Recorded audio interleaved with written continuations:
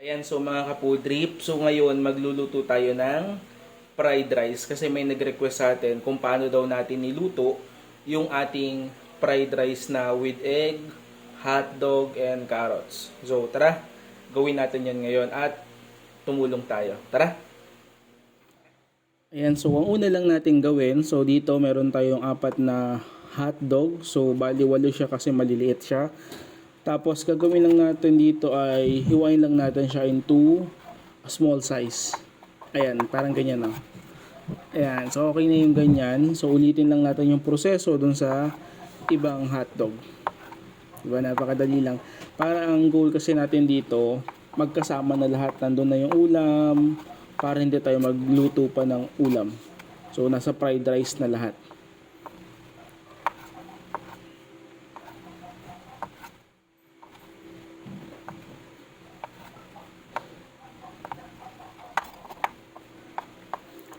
Ayan, so pagkatapos natin dito sa hotdog, iset aside lang natin to.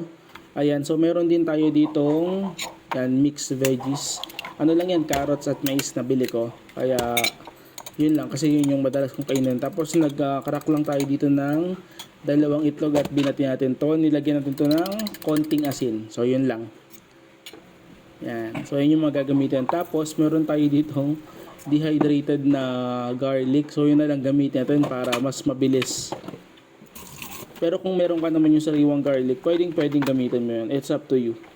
Ayan, tapos dito meron tayong 2 cups ng bahaw. Yan.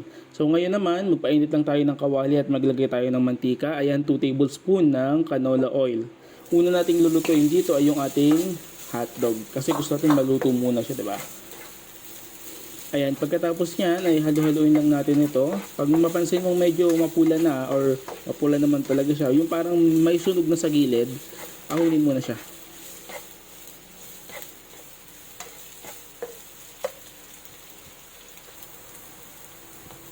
Yan, so yung ganyang style, yung ganyang texture ng hotdog, pwede na yan. Tapos dito, set aside lang natin to.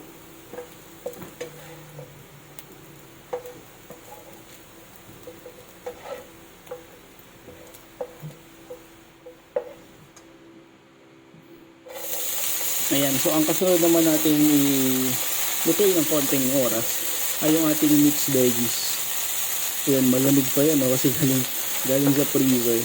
So, palambutin lang natin ng konti. Bahagya lang naman, hindi naman yung sobrang adudurog. Ayan, so konting halo-halo lang para sa gayon ay mabalanse at awala yung pagpipris ng ating gulay. Ganun lang. So, diba? Napakadali lang lutuin ito. Lalo na kung susundan nyo lang to, sigurado magagawa nyo rin to at masarap talaga to.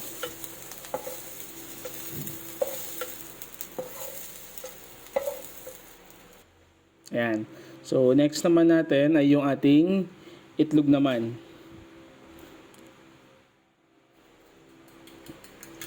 Ayan. So, pagkalagay natin dito ng itlog ay make sure lang natin na haluin natin. Yan. Kasi ayaw natin siya nung medyo sunog na, yung lutong-luto na. Yan, yung ganyang klase na pagkakaluto ay goods na yan kasi mamaya gusto natin i-crack natin yan para kumalat siya dun sa rice natin. Ayan. So pagtapos, naglagay lang tayo ng star margarine. So 2 kutsara lang to. So kayo ba, ano yung ginagamit yung madalas kapag nagsasangag? Mantika ba, star margarine, or butter? Yan. So yun yung madalas kong ginagamit kasi kapag niluluto ko, ito yung ginagamit ko. Ang bango talaga. Ayan, tapos nilagay na natin yung bawang na ipinakita ko kanina, yung dehydrated na bawang. Uhaw na bawang, di ba? Ayan, so halo-haloin lang natin kasi para hindi masunog yung ating bawang. Pagtapos natin dito, yung mga procedure naman, ibabalik ko lang yung mga pinalambot natin kanina, like yung mixed veggies, yung hotdog, yung itlog, bago natin ilagay yung rice. So ganun lang yung proseso. Tapos konting asin lang. Yun, wala tayong ibang ginamit kundi asin lang talaga dito.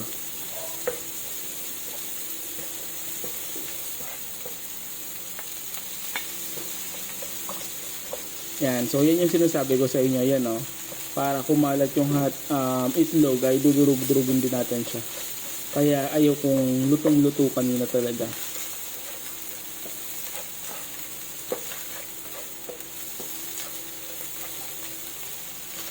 Yan, diba? So hindi mo na kailangan pang magluto ng separate na ulam kasi dito sa sinangag na to, nandyan na lahat eh. Diba? Solve na solve ka na dito. Yan, tapos ilagay na natin yung ating bahaw.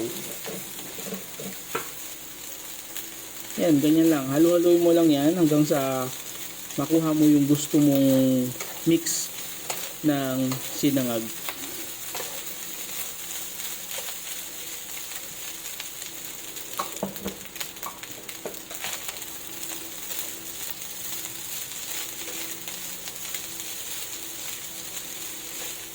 Ayan, ang kailangan kasi dito, alaga siya sa halo kasi para balanse. Kasi pag hindi mo inalagaan sa pagkakahalo, yung mga nasa ilalim, masusunog yun or matutoasted.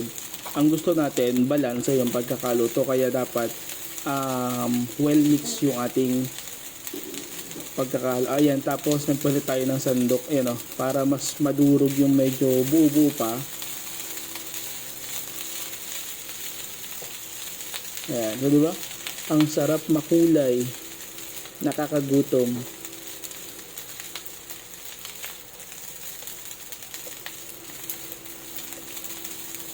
Ayan, so ganyan lang. So ito na yung huling proseso. Halu-haluin mo lang ng haluin hanggang sa okay na. So mga ano lang naman to, mga ilang minuto na lang. Mga 1, 2, 3 minutes, ganun lang. Okay na to. Diba? Tapos hindi siya masyadong oily din kasi gumamit tayo ng margarine. Ayan, diba? So isang subo mo dito, talagang heaven ka sa sarap. Ayan, so dun sa nag-request sa akin, so ito na yung request mo. Sana nagustuhan mo and magustuhan ng kakain. Ayan. So, syempre, pagkaluto, ay ang ating huling bahagi ay ang ating tikiman time, di ba?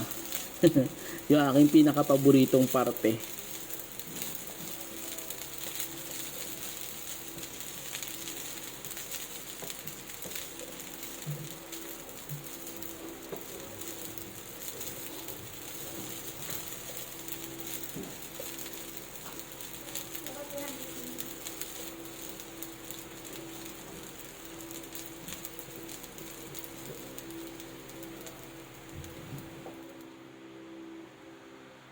Yun, so mga kapodrip, tikman na natin ang ating fried rice. Ayan, oh. So hindi ko na kailangan ng ano pa, nandito na lahat. May itlog na, may hotdog na, may carrots, may mais. So nagdagdag ako ng mais kasi may nabili ako. So tikman natin.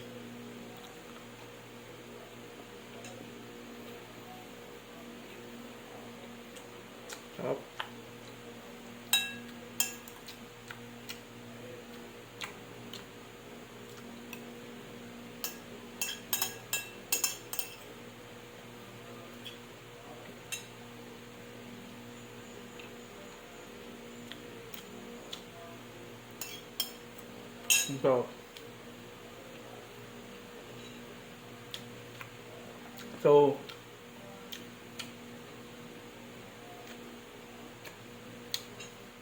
So, mga kaputrip, yun lang. So, kung nagustuhan nyo itong video na to, gawin nyo na. Napakadali lang itong lutuin at huwag nyo kalimutang mag-subscribe, mag-like, mag-follow, mag-share sa aking YouTube and Facebook page kung nagustuhan nyo ang recipe na to. So, maraming salamat and God bless you all. Bye-bye!